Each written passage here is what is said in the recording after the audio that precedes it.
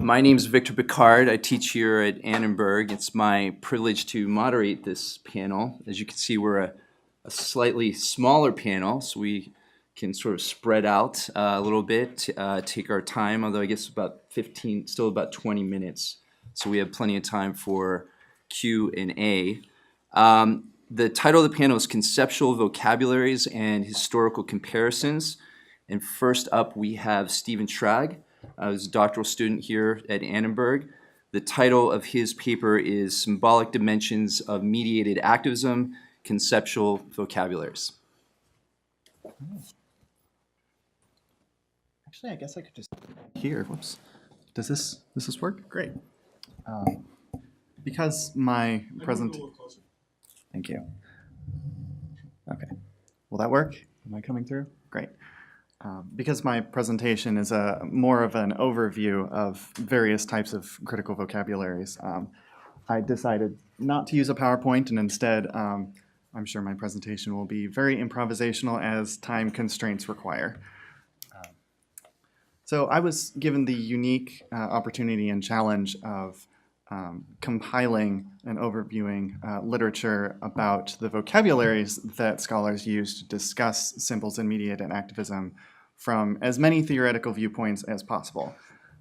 Particularly in an online context is my focus, but while a great deal of contemporary scholarship on civic activism focuses on the role of new technologies and social media, or the structure of new media networks and how it shapes collective action, my exploration of the role in the symbol in mediated activism might yield different insights into our shared questions about social movements. Some of the questions I'd like to explore are why some campaigns and media events go viral, quote unquote, while others fail to do so, how grassroots movements challenge or reinforce established political interests, how new narratives and discourses are constructed by activists in emerging sites of contestation. Of course, I won't come close to answering any of these questions, but the vocabularies that we use to talk about them, I'd like to assemble a few of them and put them in conversation with each other. So the theoretical underpinnings of this exploration come from a pretty diverse range of fields, because of course all of us as scholars deal with symbols in some form or another. Scholars identified with what has been called the narrative turn in the study of social movements have given primacy to the stories constructed and employed by social movements. And since narratives are clusters of symbolic components, they offer a pretty useful vantage from which we might study the use of these symbols in activist practices. Also drawing on the sociological tradition of Pierre Bourdieu and Max Weber, forms of capital and power might also be embodied in symbols. So symbolic capital, symbolic power has been translated into soft power, which is transferred over to political science and even into civil society, where cultural roles and societal power relations are positioned, reinforced, or reproduced via symbols. So these methods of critical discourse analysis might also have utility for approaching these questions.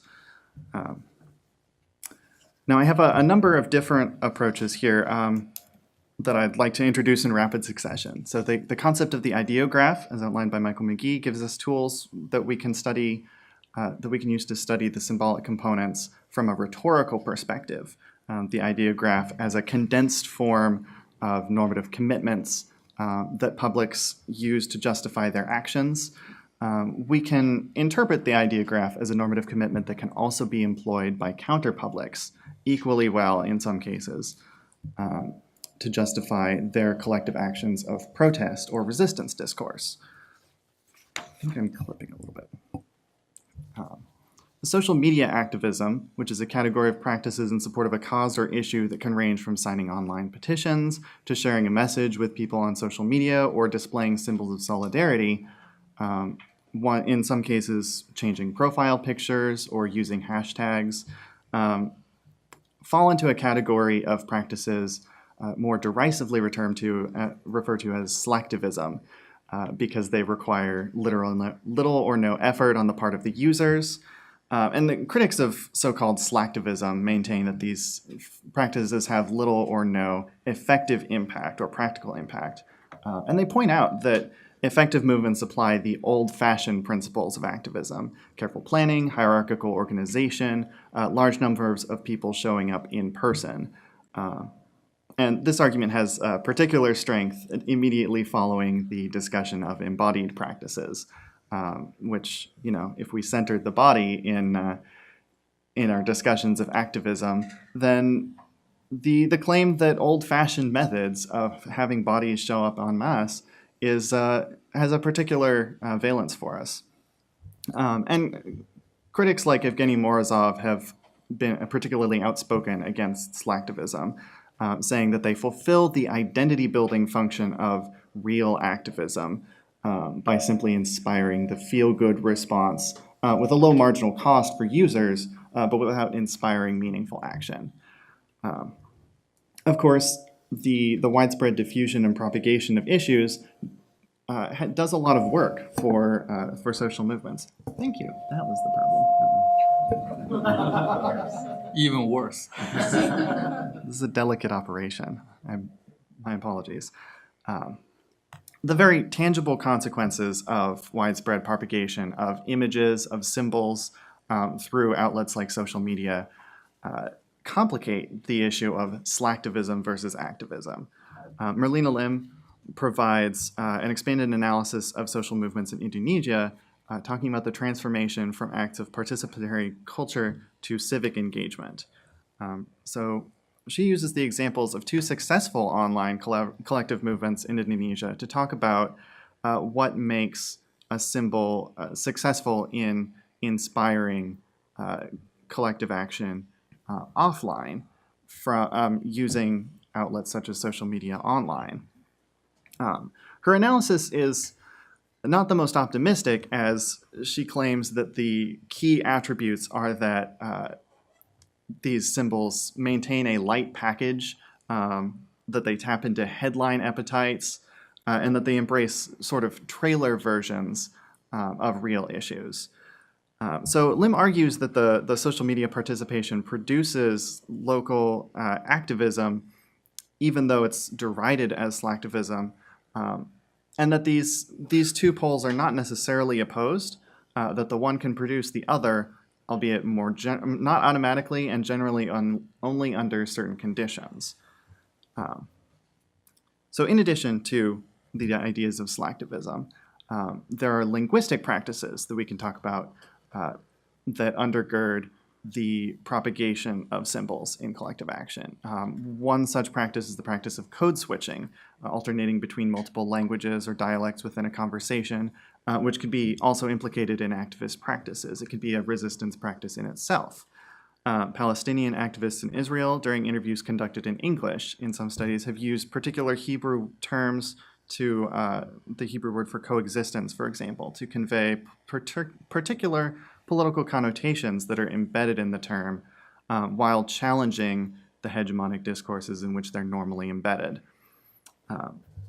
They also replaced Hebrew terms with their Arabic counterparts to create a hybridization of linguistic conventions that simultaneously rejects the normal linguistic terms of dominant groups and reappropriates those terms for subversive use. So at this point, introducing the concept of subversion and reappropriation, that leads me to another key element of activist action. The subversive reconfiguration of existing symbols has been called culture jamming. This phenomenon is primarily used in the context of anti-corporate action or activism, activities that disrupt corporate symbology, intrude into mass media spaces normally dominated by the symbols of mass culture. And culture jamming derives its name from the jamming or illegal interruption of radio broadcasts. But it's actually mostly instantiated offline through acts of creative graffiti, artistic terrorism, that take to billboards and other public spaces to display their satirical messages, sometimes called subvertising, in satirical advertisement, parodying those of large corporations. One particularly well-publicized one juxtaposed the famous Nike slogan and swoosh, "Just do it," with striking images of child laborers. You get the idea of how these satirize and subvert normal dominant corporate discourses. So ICTs can facilitate the distribution of these reclaimed text, amplify their visibility, and occasionally turn the small-scale disruptions of these parodic advertisements into mass media events. And this is, in effect, the process of going viral. Now, that term going viral, using the logic of the virus or the infection, undergirds the idea of the meme, first coined by Richard Dawkins in the book The Selfish Gene in 1976 as the atomic component that self-replicates of culture. Now, the meme has itself proven to be a pretty persistent meme as it's as it's spread from academic discourse and its scientized origins to popular culture, and has mutated drastically in the intervening time. Cognitive scientists and anthropologists have attempted to establish a science of memetics in hopes of applying sort of the models of evolution to the development of culture. So they trace memetic lineages, study the memomes or memeplexes of individuals or groups. Scholars like Susan Blackmore appropriate the terminology of genetics to talk about the analogous or supposedly analogous transfer of memes. Now, this has drawn challenges from opposing claims that memeticists, as they call themselves, make overly deterministic claims about the propagation of memes or misrepresent the logic of genetics. And on top of this, there's an ongoing conflict between memetics and the science that it replicates of semiotics, where there is considerable overlap in both their intellectual histories and their methodologies and approaches to understanding symbols in culture. Nevertheless, the meme is a very useful concept, which can be conceived as a secondary layer of language. One definition that can be used to discuss the more contemporary phenomenon of the internet meme, or a viral video or a hashtag that gets mass media attention, usually an eruption of a small-scale phenomenon into the wider public consciousness. Or in some cases, as you were saying earlier, the national imaginary can be overtaken by a particularly persistent meme that spreads into offline action. Limor Shipman puts together a definition of the meme that is explicitly collective. So in contrast to the meme as an atomic unit, Schiffman talks about the internet meme as a collective or a collection of actions composed of virals, the viral being the individual self-replicating unit. And she calls these postmodern folklore, which in turn recalls Roland Barthes and the concept of the myth. Schiffman's definition of the meme allows us to re-inject the idea of the myth and in turn overlaps with the idea of narrative in discussing internet memes or viral social media propagation. She further develops this concept, though, into a complex communicative link between the front stage and backstage, as Goffman might say, or between the personal and the political. And this overall results in a logic of connective action, whereby we can conceive of a symbol as a performative political expression conducted by groups of people engaging in memetic action, remixing and reconfiguring symbols in a complex that establishes a new site for polyvocal discourse. Particularly in areas of censorship. Actually, how am I doing on time? You have 5 minutes. Okay, that's good.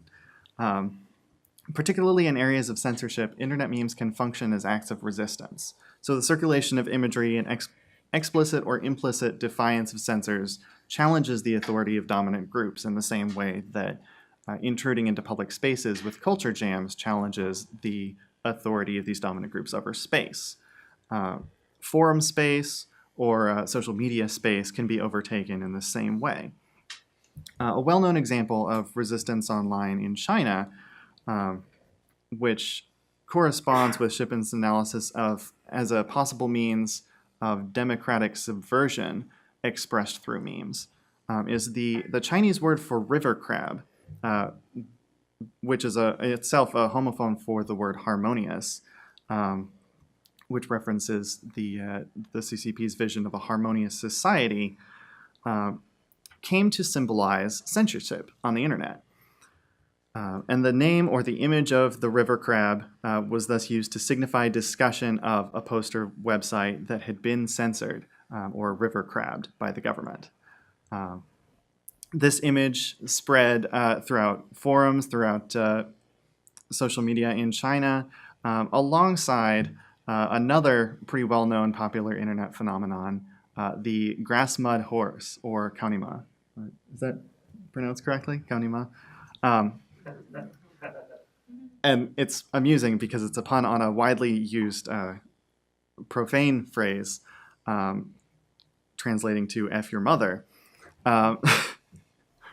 So the play on words there, the pun, is a subversion of anti-obscenity regulations by the government. So the mythological construction of the grass mud horse over time circulated through images, through songs, through fictional stories about the mythical creature of the grass mud horse, was a very tongue-in-cheek, humorous, satirical construction of censorship practices online. In addition, we can conceive of the symbol in an activist context not just as an instrument of subversion, but it's also a text in itself, formed out of resistant discursive practices, a crystallization of the subversive sentiments of the public, as scholars Li Jun Tang and Peidong Yang discuss this symbol. So it's a form of resistance discourse in itself and a text that can be analyzed in aggregate. I'm running out of time for for some of my other vocabularies that I'd like to bring up. 2 minutes. Okay. Bringing this discussion of the role of symbols back to its wider context within discourses about technology, about the role of the body, about social practices more generally. We can talk about the notion that technological affordances that the media through which these symbols circulate can modulate the effectiveness of the symbols. We can also talk about how social forces, as we've noticed in the protests in India, in Afghanistan, elsewhere, as particularities and localities are erased by familiar narratives that get propagated in very stereotypical or even counter-revolutionary ways as they get translated across contexts and into a wider sphere. Technological affordances or the constraints of technology, they can modulate the effectiveness of these symbols. But they don't necessarily reduce the symbol to a simple indicator of visibility or a simple rallying point for public outcry. We can, or rather, I believe we can say that these, the constraints of technology allow us to express doubts about the ability of, or complexity of the counter discourses that can emerge from online activism in places such as China. In some cases, such as areas of censorship, we have an ability to establish a rich and often very humorous counter discourse that effectively spreads a certain kind of message, but not all messages and not all contexts allow these symbols to be deployed so successfully. Nevertheless, a technology-focused approach risks, I think, under-theorizing the symbolic dimensions, overlooking the impact of mimetic participation as a collective activity, and it presupposes symbolic action as a static process, all of which is to say that the technologies and the symbolic components form a wider context that is subject to continual change as a site of continual struggle between marginalized groups or activist groups and dominant groups that attempt to impose certain kinds of discourse and certain narratives onto the symbols, reincorporating them into their preferred context. By way of conclusion, as actors adopt these new strategies and incorporate their existing tactics into these very constantly shifting battlegrounds, we can look forward to new avenues of research that discuss the process of incorporation, the game of constant edgeball between authorities and activists in constant contestation over the meaning and the wider narrative about the images and the symbols and the stories that we tell.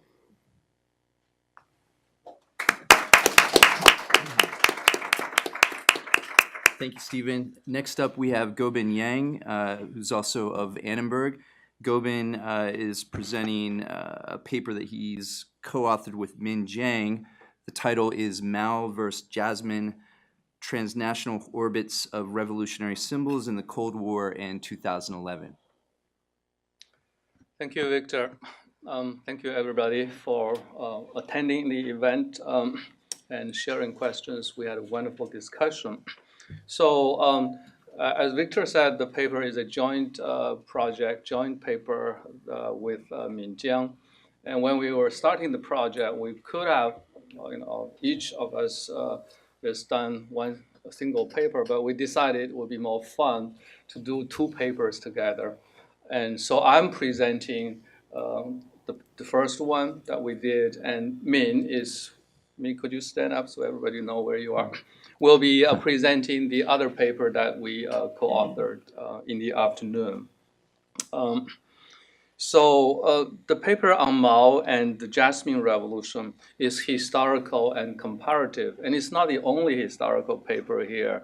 Actually, Payal's paper is also kind of historical comparison, but you'll be leading the discussion in the afternoon first panel there.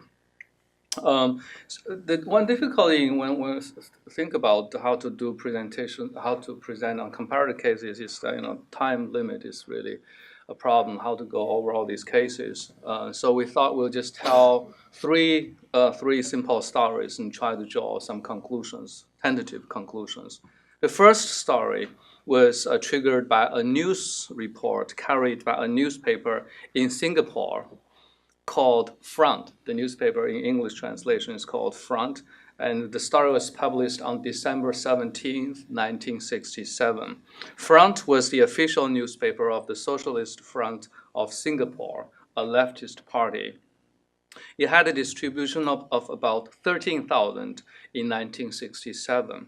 Singapore's population then was less than 2 million. Now it has over 5 million, I trust. The story reported that Mao's Little Red Book had monthly secret sales reaching 8,000 copies in Singapore at that time. So monthly secret sales reaching 8,000 copies in Singapore. It was banned in Singapore at that time, so it had to be sold secretly. Another newspaper, Nanyang Commercial News, reported on September the 8th, 1967, that a Singaporean man was jailed for possessing 31 copies of Little Red Book. So 8,000 copies sounded hyperbolic, according to the newspaper said it was 8,000. I wasn't sure, but in early 1967, it was hyperbolic in the sense. Just give you another example. In early 1967, Black Panther Party's founder Bobby Seale came up with the idea of purchasing the Little Red Book from the China bookstore in San Francisco to sell on UC Berkeley's campus in order to raise funds to buy weapons for the BPP. He had the bold idea of purchasing as many as 60 copies in comparison with 8,000 copies and selling them for $1 a piece on Berkeley's campus. So let's just say that many copies of the Little Red Book were secretly sold in Singapore in 1967. Who sold them? To whom? Where did they come from in the first place? Although pirated copies of the Little Red Book became common in Europe at the time, the Singaporean story of the Little Red Book at this time was one of circuitous connections among China, Hong Kong, and Singapore. China was the country of origin. It started with Mao's theory of world revolution, according to which a communist world revolution would start in Asia, Africa, and Latin America, and would eventually lead to the downfall of capitalism and imperialism in Europe and America. This theory was an extension of Mao's theory and practice of the Chinese Communist Revolution, which succeeded through the strategy of guerrilla warfare using rural areas to encircle cities. So for Mao, Asia, Africa, and Latin America, they were the rural areas of the world. Chinese leaders also believed that such a world revolution would be ideologically armed with Maoism, and so the distribution of Mao's Little Red Book would be part of a revolutionary strategy. In October 1966, soon after the Chinese Cultural Revolution started, China's Foreign Ministry made the distribution of the Little Red Book and Mao badges the foremost task of all Chinese embassies around the world. From October 1966 to May 1967, the Chinese International Bookstore distributed a total of 800,000 copies of the Little Red Book to 117 countries in 14 languages. We have yet to find out how many of these copies were distributed to Singapore. There were no official diplomatic relations between China and Singapore at the time, not until 1990. So based on our research so far, there was no China International Bookstore in Singapore at that time. The channels of distribution were secretive. Singapore's leftist newspapers had stories about cargo ships from Hong Kong smuggling the Little Red Book to Singapore, and actually once being caught by Singapore police. Although still a British colony then, Hong Kong was in fact a hub for underground activities organized by mainland China. The China International Bookstore had commercial distribution companies in Hong Kong, which specifically targeted readers in the Southeast Asian region. Another channel was Bank of China, which had a long history of operating in Singapore. The bank's building in Singapore was completed in 1954. So in the middle one in the white is the Bank of China building. After the Cultural Revolution started, the bank helped to distribute Cultural Revolution-related materials. In fact, in spring 1969, the Singapore government tried to take over the Bank of China on the ground that it was short of liquidity and had violated Singapore law. The Singaporean left launched a campaign asking people to deposit their money in the bank and reportedly added 20,000 new accounts that helped the branch to survive. To show its appreciation, the branch issued a red-covered certificate to the customers, to the new clients, bearing Mao's quotations. So that's the first story. Now the second story. According to the recollections of a young man in China who was sent to Hainan Island, Hainan Island, Malaysia, that's the second story, and Shanghai there. He was sent there as a send-down youth. He said he often listened to a shortwave broadcast of the radio station of the Malaysian Communist Party called The Voice of Malaysian Revolution. He wrote, quote, "I was often excited by its passionate battle cries and news reports of revolutionary situations and fantasized that if someday a world revolution broke out, we send-down youth would be able to leave the villages and storm to the battleground in Europe and America." The Voice of Malaysian Revolution was the radio station of the Communist Party of Malaysia. It went on air on November the 15th, 1969, and operated until June 30th, 1981. Its launching was hailed by the leftist parties in Singapore and Malaysia at the time as a milestone for breaking the government monopoly of radio broadcasting. The Singaporean newspaper Front, I mentioned earlier on, carried a story in its November 16th issue, one day after the broadcast went on air, announcing the founding of the Voice of Malaysian Revolution. And the story, the front story, is accompanied with this cartoon. So the Chinese character, it was a Chinese newspaper published by the Singaporean left. The voice of the voice of revolution. So you see there are figures of Lee Kuan Yew, I think, and U.S. and Soviet revisionist to Soviet. So this is a cartoon that accompanied the announcement of the launching of the Voice of Malaysian Revolution. We have the complete transcript of the voice for its duration on the DVD. Even a cursory look at the transcript shows that in rhetoric, tone, and ideology, it was just like another official Chinese newspaper in the Cultural Revolution period. The main difference was of course, the newspaper covered a lot of battlefield news, of the guerrilla warfare, communist guerrilla warfare in Malaysia that was going on at the time, which occasionally picked up by Chinese media as well. Interesting part of the story is that until about 10 or 15 years ago, very few people, certainly not the young men who listened to the radio station in the Cultural Revolution, knew a basic historical fact about the radio station.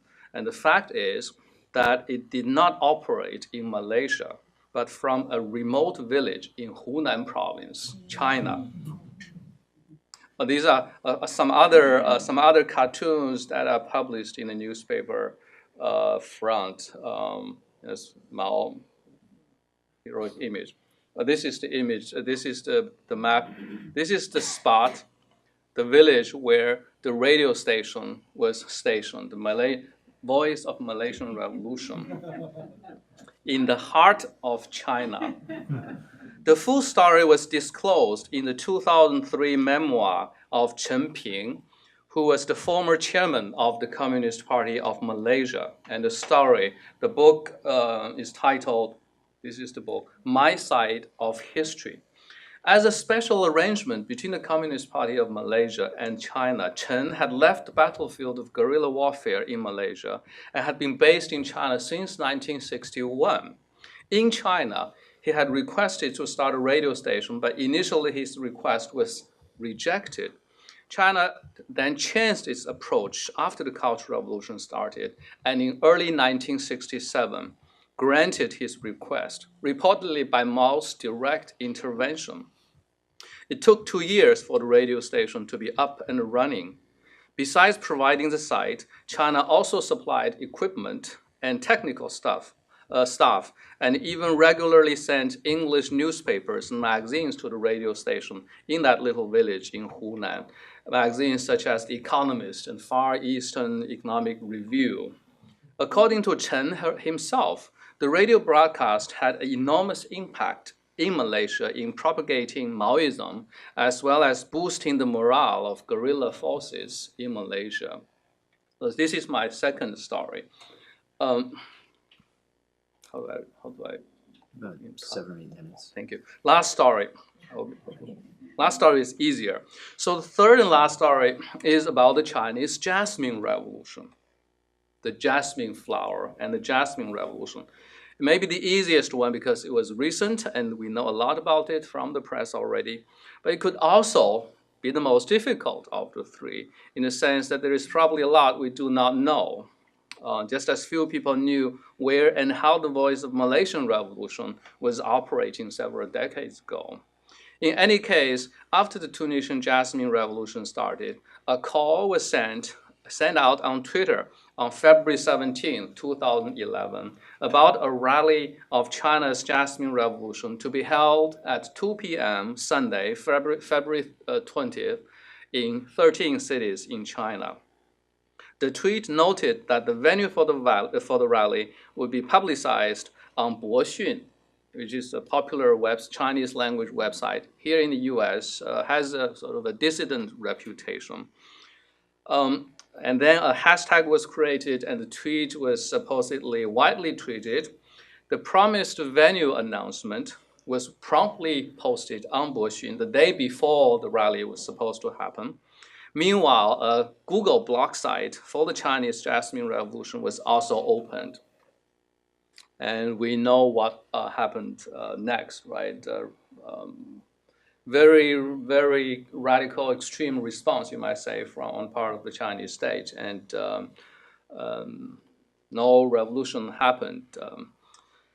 But for some time following the Jasmine Revolution call, there was a jasmine ban in flower markets in Beijing. The Chinese International Jasmine Cultural Festival was canceled. The Chinese character for jasmine was censored on the Chinese internet.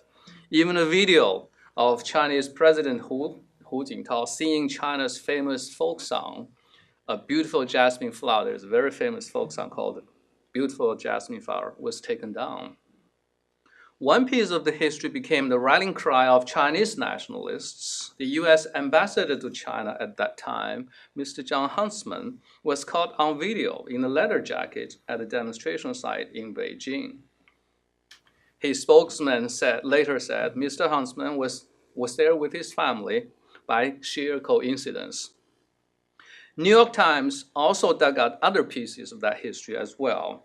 A story on April 28, 2011, identified a 27-year-old man in China, actually a philosophy graduate student in Columbia University, in a lime green bedroom in Upper Manhattan in New York as a leading figure behind the launching of the Chinese Jasmine Revolution. This is the New York Times stories.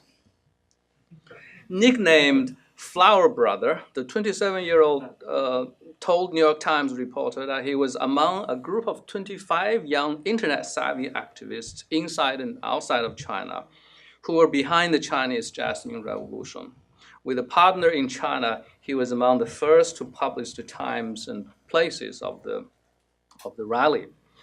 In an interview with Voice of America on March 10, 2011, another activist, Mr. Wang Juntao, who was also a supporter and probably leader of the Jasmine Revolution, was interviewed on Voice of America, and he said, reminiscent of Mao's guerrilla strategy, in the Communist Revolution, Mr. Wang explained to the reporter that the future strategy of the Chinese Jasmine Revolution would change from organizing rallies in city centers to organizing strolls in the periphery in order to distract police forces. Mr. Wang was the co-chairman of the U.S. Committee of the Democratic Party of China, a dissident organization based in Flushing, New York. A veteran activist of the student protest of 1989 and even earlier, he was sentenced to 13 years in prison, but was allowed to leave China on medical parole in 1994 and has since considered himself a professional revolutionary. So these are the three stories we want to tell, and we have 2 minutes, and I'll just try to cover a few of the points we try to make. What kind of lessons can we draw? Very tentatively, the first point, I think, is that political symbols can be very powerful, especially symbols that are associated with revolutionary activities. Mao's Little Red Book was considered a spiritual atomic bomb in China, but not just in China. A fragrant little white flower like jasmine, once given political meaning, became a weapon for revolutionary agitation. The second lesson is that in all three cases, we find important institutional supporters and activist entrepreneurs behind the production and dissemination of revolutionary symbols, and even more powerful forces of state opposition and repression.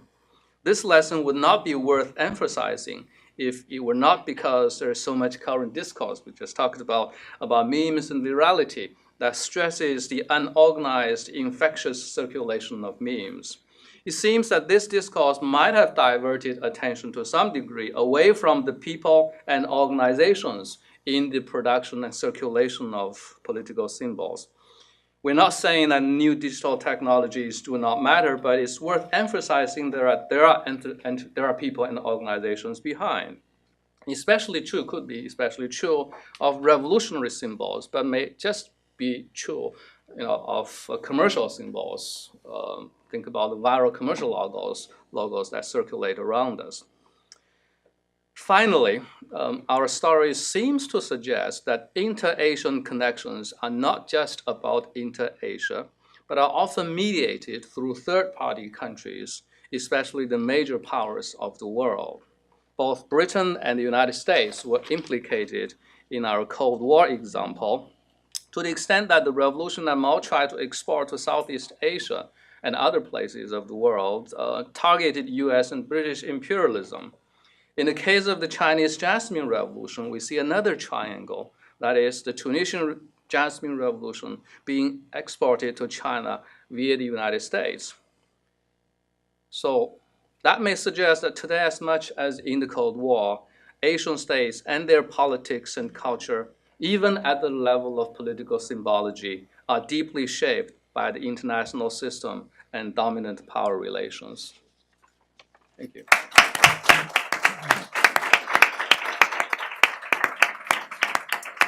Thank you for those great presentations. We have about 15 minutes for questions before we break for lunch. Yes. First, Okay. are you guys fired up? Okay. You go ahead. I'm still formulating my question. I think one thing that seems in common between the two presentations is analyzing examples across time. So given relating that to communication studies that tend to be more present focused, focus on digital media, it seems the parallels that you are making do not reflect a shift in the use of symbolism in activism. So how do you come to that temporal perspective in the centrality of symbolism? Well, I could very quickly respond. We are hoping to sort of integrate that temporal perspective in some way. I sort of hinted at this very briefly.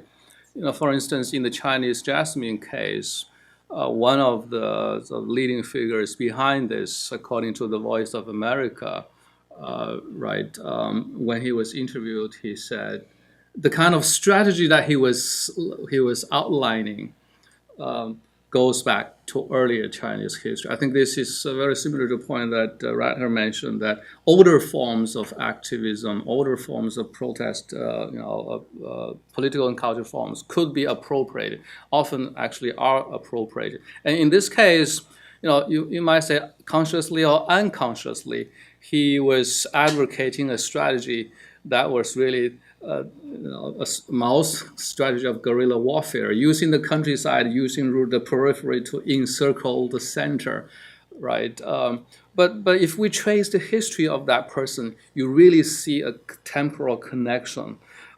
There is a book published soon after the 1989 movement, and the title is called Black Hands of Beijing. And this person, in this story, in this Jasmine story, was one of the key black hands. So-called black hand is sort of behind-the-scene leaders or supporters of the Chinese student movement in 1989. And the author of that book interviewed him and several other people, traced their history to earlier protest activities. In 1976, for instance, he was an active leader. He was active, he was arrested, he was put in prison, and then later, after Mao died, China had a reversal of policy. He was let out of prison. He became a hero. But that kind of history of activism was important. That kind of experience, and that led to his active participation in 1989 as well, and all the way till today. The kind of language that he uses really is. It's not hard to tell that he tries. I think there is kind of very deliberate effort to imitate kind of the rhetoric of the professional revolutionary. That's one possible angle that we have this a little bit in the paper, but we need to develop this. I'll add to that you've pointed out a very important and rather unfortunate tendency of many approaches to analysis that tend to look at activism strategies atemporally, as though they did not change over time. And one of the key features that I think is important, at least to my mind, is how much tactics are adapted, mutated, reincorporated into, especially in ways that can be counter-revolutionary. One example that comes to mind is grassroots movements, political movements that happen on forums or comments on news articles that demonstrate public sentiment and build up a critical mass of public opinion. That same grassroots strategy has been now appropriated in some context. We call it astroturfing now for corporate purposes. In China, the 50 Cent Army is so called because supposedly the government or government agencies will pay people 50 cents per post that they make in support of the official government policy on these same forums.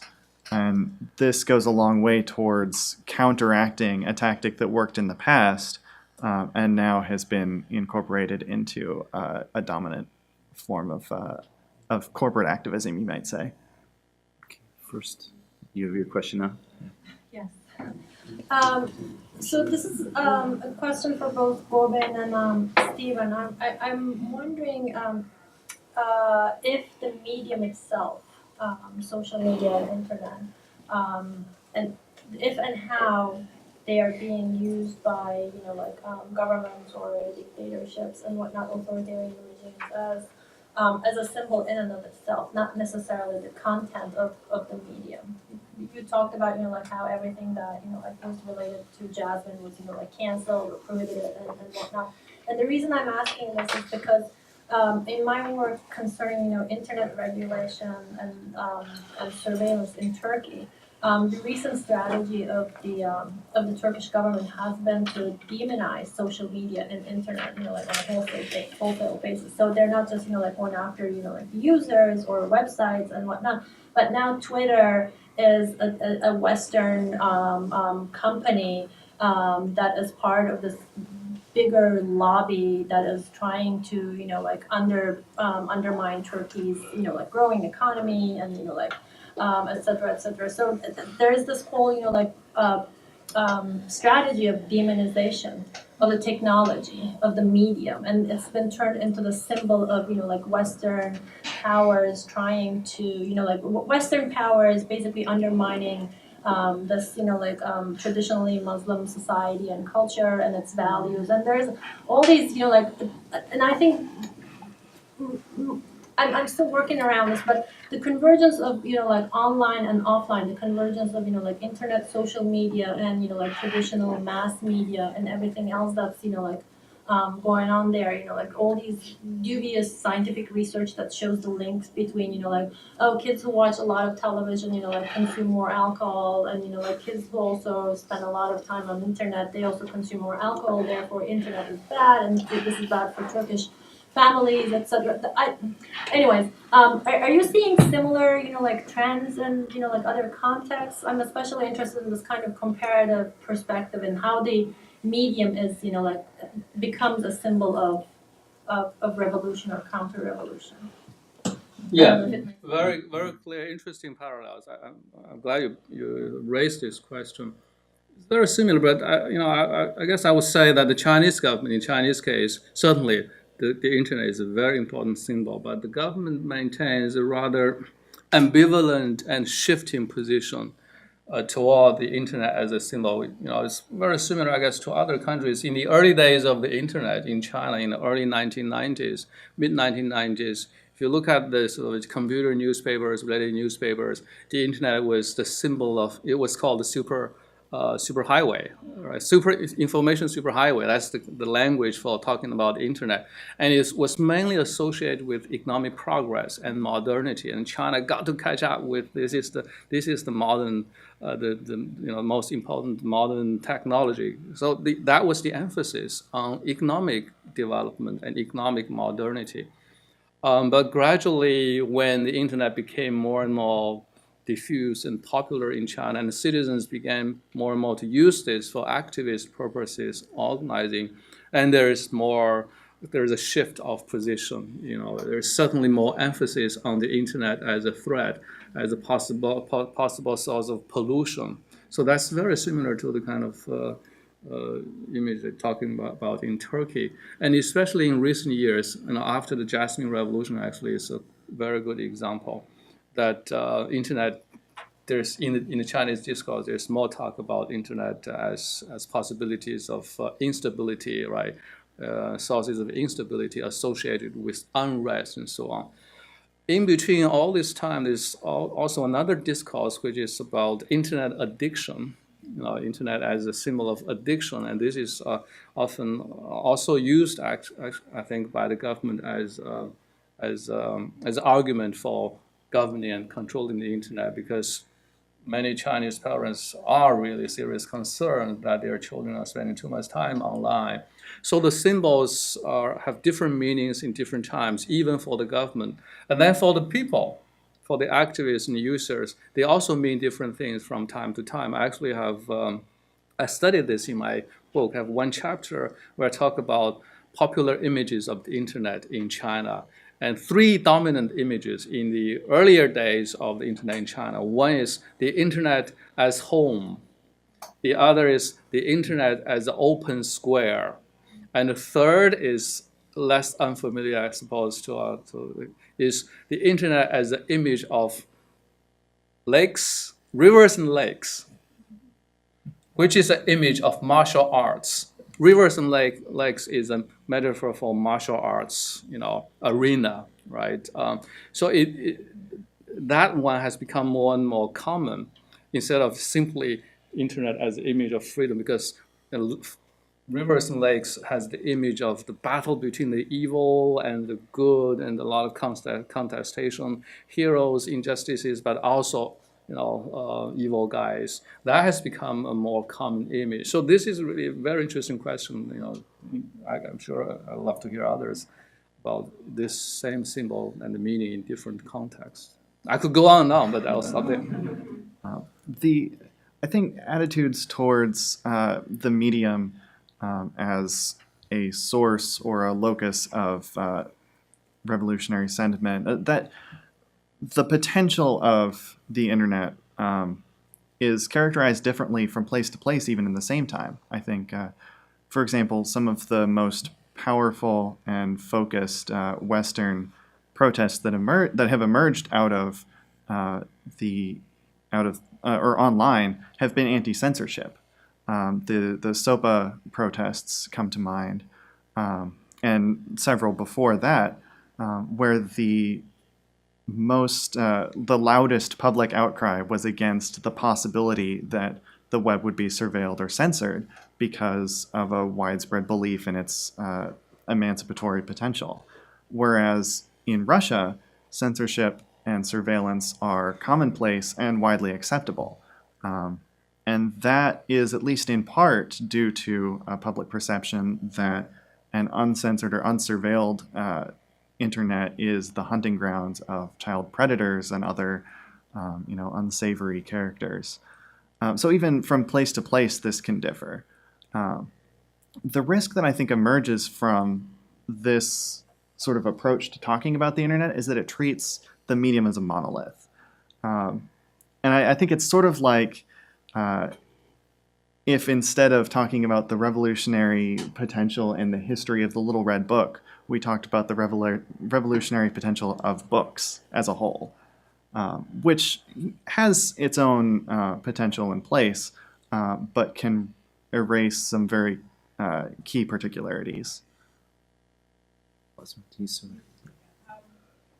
I had a question for Goben, but I also just wanted to quickly make a comment on what Stephen just said, because I just recently returned from a Eurasia Central Asia conference, and actually the idea of the internet being censored is not readily acceptable in that region. It is because it's more complicated due to the authoritarian nature of Cold War politics and the Soviet Union and the current state of Russia.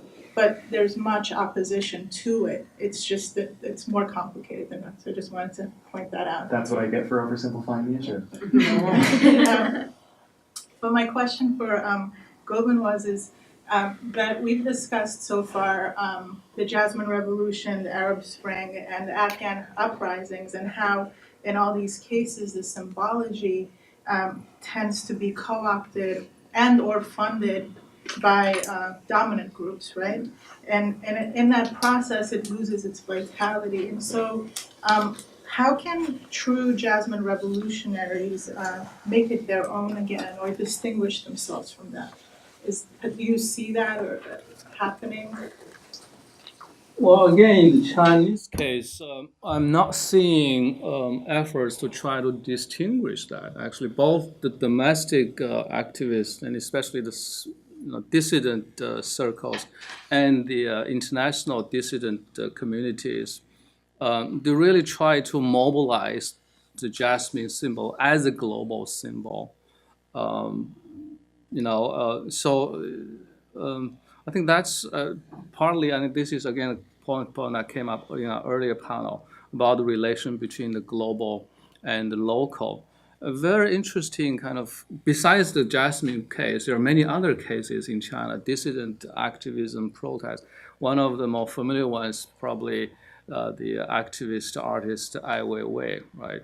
It's a very savvy artist, but activist who's savvy about international media, right? So instead of trying to distance himself from this international networks of symbols and media, he tries very deliberately, I think very smartly, to try to mobilize and capitalize on that. One example, a few years ago, he staged a demonstration on Tiananmen Square. Very small, just a small group of artists. The point was not to stage a demonstration of the Tiananmen Square because very quickly the police stopped them.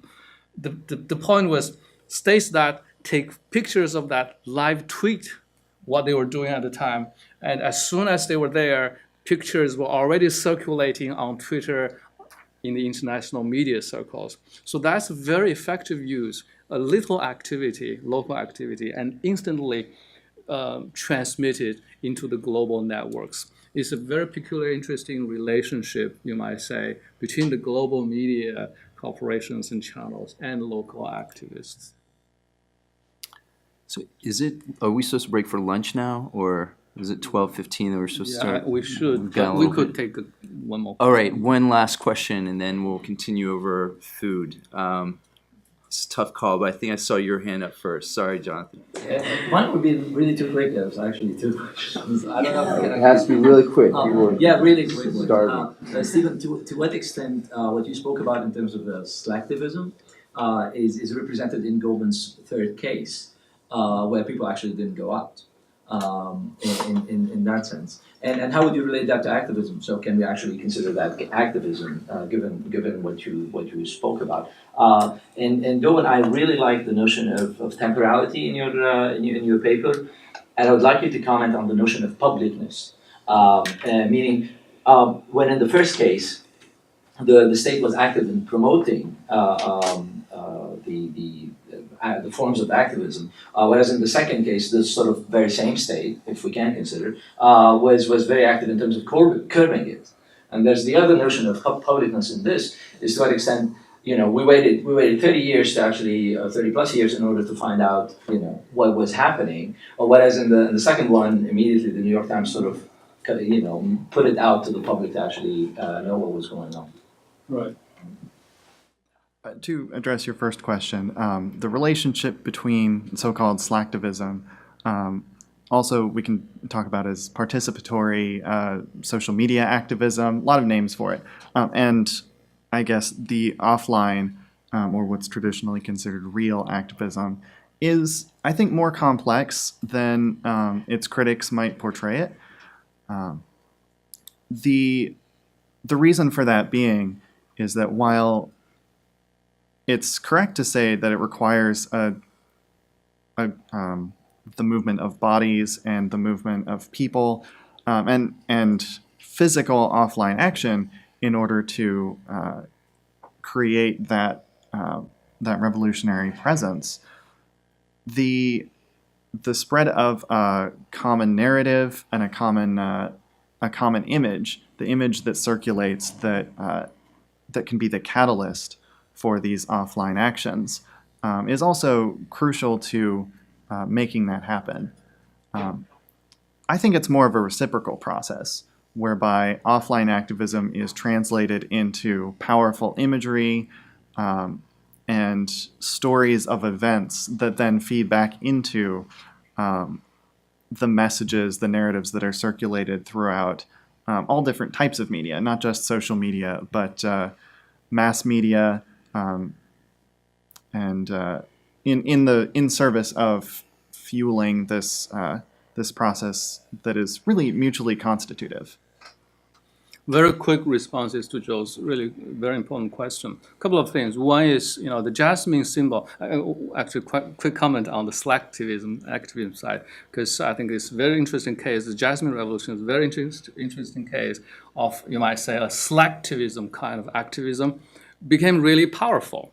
But in order to understand where that power came from, we need to understand the broader context and the timing. Timing was extremely crucial because it was just after the Tunisian Jasmine Revolution, and there was great fear in China, and there was a lot of talk in the international media about will China have a similar kind of revolution? So that really raised a lot of fear among the authorities, and therefore there was a very serious and response from the Chinese state side. So that kind of historical context help us to understand where that power of that particular symbol comes from. So that's one point. To a question about publicness, Jasmine Revolution and Mao time, really quite a good question. In a sense, I want, how do we think about publicness as opposed to secrecy? I think I want to bring in the idea of secrecy, and secrecy may have its own power. The voice of Malaysian Revolution, I think, was more powerful when nobody knew where it was actually coming from. So that gives, that kind of secrecy. It also creates a sense of universalism. You might say it could come from everywhere, from anywhere. But if the location was identified as a village in Hunan province, then there are always distractors of this radio station. Actually, the Singaporean government, because they were really targeting Singapore and Malaysia in 4 languages: English, Malay, Chinese, and Tamil, I think. Serious concern on the government authorities there. If it was revealed where the station was actually based, it could be more vulnerable to challenges. So this kind of, I guess, dialectics between secrecy and publicness, I guess I'll stop there. Great. I think it's lunchtime. Let's thank our great panelists here. Thank you all for coming out.